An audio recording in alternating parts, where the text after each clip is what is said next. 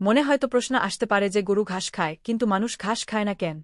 অনেকে বলতে পারেন এর কারণেই মানুষ ও গরুর মধ্যে পার্থক্য পরিলক্ষিত হয়। ঘাস তো প্রকৃতিরই সৃষ্টি। তাহলে মানুষ আলু খায় কিন্তু কেন ঘাস খায়েন? আসুন জেনে নেই মূল ঘটন। উদ্ভিদ জগতের প্রধান দুটি পলিস্যাকারাইড হল স্টার্চ বা শর্করা ও সেলুলোজ। উদ্ভিদ এ দুটি পলিস্যাকারাইড সালোকসংশ্লেষণ প্রক্রিয়া দ্বারা প্রস্তুত করে থাকে।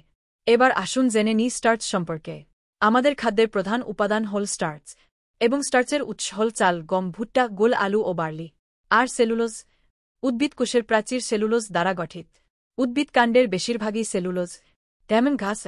স্টার্চ ও সেলুলোজ উভয়েরই কাঠামোগত উপাদান হল গ্লুকোজ। তবে সেলুলোজ প্রায় 300-3000 গ্লুকোজ এক গ্লাইকোসাইড বন্ধন দ্বারা যুক্ত থাক।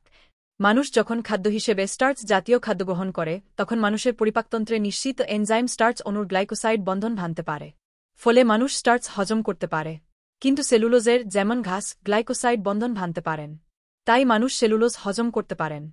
অপরদিকে স্তনভোজী প্রাণী যেমন গরু, ছাগল যখন সেলুলোজ গ্রহণ করে, তাদের অন্তঃস্থ অণুজীব গ্লুকোসিডেন্স নামক এনজাইম দ্বারা সেলুলোজের গ্লাইকোসাইড বন্ধনকে ভাঙতে পারে। এজন্য তৃণভোজী প্রাণী সেলুলোজ, যেমন ঘাস, হজম করতে পারে। গ্রন্থনা মহসিন আলী আঙ্গুর, সম্পাদক ও প্রকাশক, মুজিবনগর খবর.com, মেহেরপুর।